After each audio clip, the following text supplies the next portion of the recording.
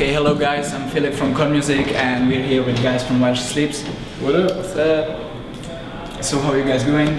Very good. Chill? Yeah, feeling good. Feeling good. Yeah. Excellent. Yeah. Enjoying being in Europe and playing to all you fabulous people. To be back on the road. Yeah. Looking forward to tonight, man. We love Prague. Prague rules, yeah. Yeah, that's nice. And the to hear. venue's like really cool. It has like a circular stage, so hopefully it's going to be a bit of a crazy one.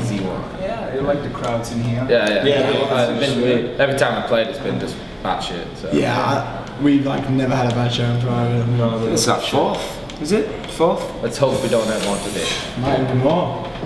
Silver, Asking, Architects, Asking. In Flames. Yeah, In Flames. Asking in Flames. Asking twice. But Nickelback, Status Quo. oh, six. Six times. Six. Timberlake. The number of the beast. Spice Girls. Imperious. Oh, it's here late to the party. Come man, come cool. Come join us. How's it going? Sorry, I'm late. Late is always better. You just came in time because my first question was, how is your voice? And Oh yeah, good. Yeah, it feels good. great. Yeah. I wanted to ask if you had to change the technique after the surgery, or you know, the technique of vocals. A little bit. There's a lot of different things that I've had to change around. Sort of like some of it's dietary, some of it's just having more knowledge about what I'm doing. I mean, screaming from being the age of like 16 into small PAs in dirty little sweaty venues hasn't helped. So you just pick up bad habits along the way. So it's been a bit of a learning curve, but I think now we're just strong and back, and you know, I can still party a bit, but I just need to balance it out a bit. That's all. So it's just a bit of a learning curve. Yeah. You have to let me know tonight. Okay, shit, yes. I'll totally go. Well, your new record, Brainwashed, was released like 3 weeks ago, I guess. Yeah.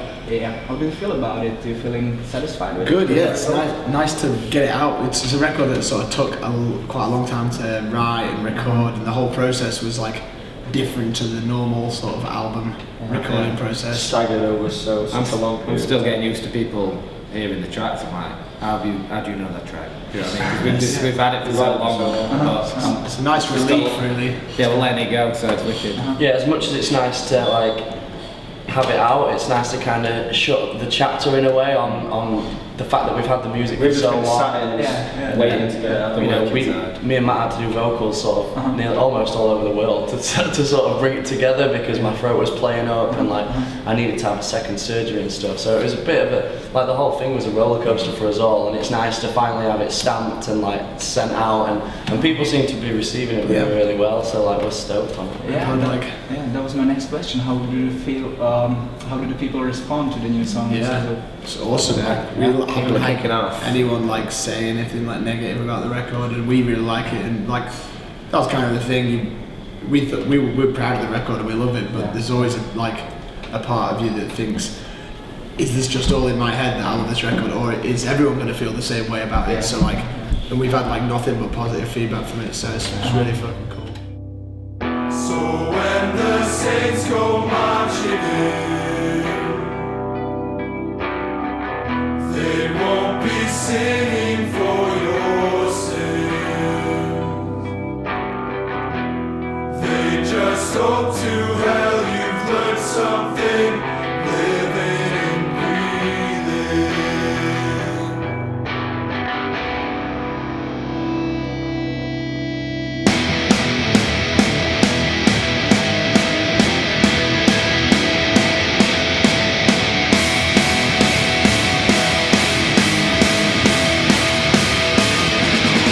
Everybody dies with the dead. No silence. Watching death is how we live. Take it on. Concerning the lyrics on Brainwashed, what's the main message? The main message is basically be your own god and stop following other things and looking elsewhere for answers. Really, like the main thing's just about Have a bit of initiative in it.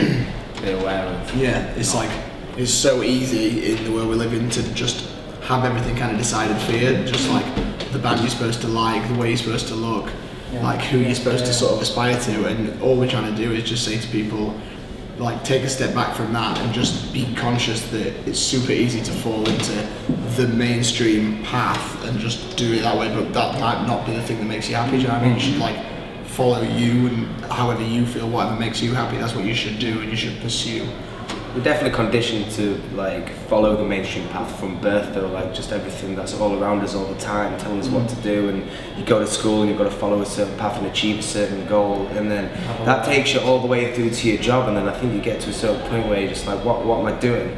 And it definitely like the profits like that come with that, the capitalism and shit, that affects the earth in a negative way, and if we don't change as people, then the earth's going to go to shit. So it needs to start somewhere, and I think if we have a platform to say positive things, like that's what we should do, and not sing about crap. I think there's a bit of an element within it that's like, just take a risk. Do you know what I mean? Take a gamble on something you love doing. Like I feel like we all feel like it's too easy. It's too easy to go down the mainstream thing. It's like it's a challenge when you want to go your own route and just go a different way. Rather than, and especially rather than doing something that's like doing something that's going to make you money, but that's also going to like not please you inside. So it'd be just going, no, it's okay. I hate my job, but it's okay because it pays me good money. We've done something that pays you fuck all money, but we love doing, and it's taught us that we don't really care about money. Do you know what I mean? It's that's not our focus. Quite quickly that money just it comes and goes, doesn't it? Do you know what I mean? You have money, you spend it. If you don't have money, you get by. So you can save it. you can strive to get all the money, but once you get the money, you'll soon realise that you'll spend that money just as easily because you have this amount of money. It's very cleverly designed system where if it makes you think that you want the money, but you don't. You want the freedom to do what you want to do. But then you think that what you want is all these material possessions, when it's not. All you want is just. Everybody wants acceptance, and everybody's got compassion. You know what I mean? It's better taking money out of the system, and then like it feels like people get conditioned into not liking each other, and it all becomes competitive and shit. You know, that's what I think needs to change. I think. You guys are from Sheffield, right? Sheffield seems like a lair of talented musicians, like Paul, Joe Cocker, Arctic Monkeys, 65 Days of Static, Bring Me the Horizon. There must be something you want there. Yes, I said that. I think it's. What's really cool about the place is that Sheffield's got a lot of character as a city. It's not very plain. Do you know what I mean? It's got quite a lot going on, but it's also. You can be in Sheffield and be in the city centre, and then within 20 minutes of being in the city centre, you can be in what feels like fucking Lord of the Rings. Do you know what I mean? Like just completely like open, loads of space, like massive fucking hills and lakes and shit. And I think that like. That environment, I'm not saying necessarily this is why Sheffield kicks out good musicians, but I think the place has the option of being out of the city as well as being in the city really quickly. It's good for influencing you. Do you know what I mean? I think I feel like every time like I'm back home, I have to go out there and just go into some big fucking open space, and that like creatively recharges you. Like I don't know, and I think some cities don't have that near, do you know what I mean? But the fact that it's like bang next door to Sheffield is kind of cool. There's a lot of different scenes as well, a lot of different stuff going on, so I think quite quickly if you spend a lot of time there, you get to see a lot of different people and a lot people of are artistic cultures. there and creative, and it sort of has that like creative vibe about the city. So. And they put anger in the water, I think. That sounds fucking Actually, less fluoride in the water. Going there right now. There's less fluoride in the water if you believe that the reptilian overlords are doing it. And Sheffield is like the capital of people having sex in the UK. Really? Yeah, so like it's the sexiest city. Destination for sex tourists, right? Where I'm actually from is the #1 cause of cancer is oral sex. Really? #1 cause? Yeah. In Doncaster? Yeah. In Donny. It's something to do with the bacteria on your No, genitals. I believe that, but what happens more, oral sex or smoking? Surely people have... mind you, oral sex is pretty popular with the humans. Everyone does oral sex. Well, while I was having throat surgery, I was having a really hard time stop smoking. So my the woman I go to see for my speech and language therapy was like, It's like, so I get more blowjobs. took me into this room to try and shock me out of smoking and stuff, and like told me some facts, and that was one of the facts. I was like, fuck, that's filthy. And did it help? Yeah, I haven't smoked. You don't smoke. All the blowjobs helped me quit smoking. That's very good. I just suck dick instead. That's very good. I'd use that. Yeah. Guys, what is the significance behind the band's name? Who is she, and what's happening while There she's is no girl. Loz has a cool theory as opposed to the actual real reason. When I first started hanging around with the guys, one of the first t-shirts they put out was like a ship that was sinking. And I kind of like to think of it as like a vessel that's sunk to the bottom of the ocean. That They do say that, don't they? And captains. my favourite while thing she about it sleeps. is like, what's really cool about music is when you make music, it will then, we've made albums, do you know what I mean? And there's so many like different versions of our music on the internet, whatever. And that will always be there. Do you know what I mean? Whether you're on the surface and we're happening at that point in time, our music will always be somewhere. You'll be able to get it somehow.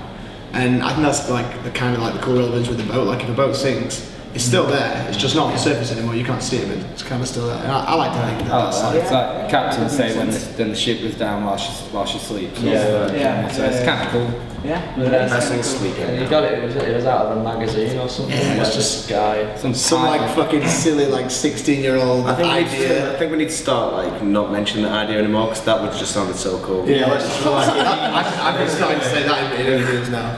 It was like a fucking like a headline that said while he was sleeping, and it was about Chopped off like, his balls or some shit. Yeah. and we were like while she was sleeping, and then we were like chopped while she sleeps. Yeah. So it's not very creative, but we were just like, yeah, let's do it. But it's kind of like, it's one of them names that you can kind of put your own spin on it. So like, what is like Still Remains, for example, that can be like 3 or 4 different ways around that you want to. Yeah. That's quite cool. Even 10 years later, we still. I've never heard that theory. Like I said, we're still coming up with a cool name for our own band name. Yeah. Like sound like can still work. I like that vibe because it's just like that's what music is. Music Yeah, it's is the same substance as the music where you can pick your own opinion. It's quite cool that we can do it with the names too. I listen to artists now who are dead. Do you know what I mean? Like from like 50 years ago. Yeah, they're not still telling you how it should be. You've got your own And that's cool. time to decide what you think about it.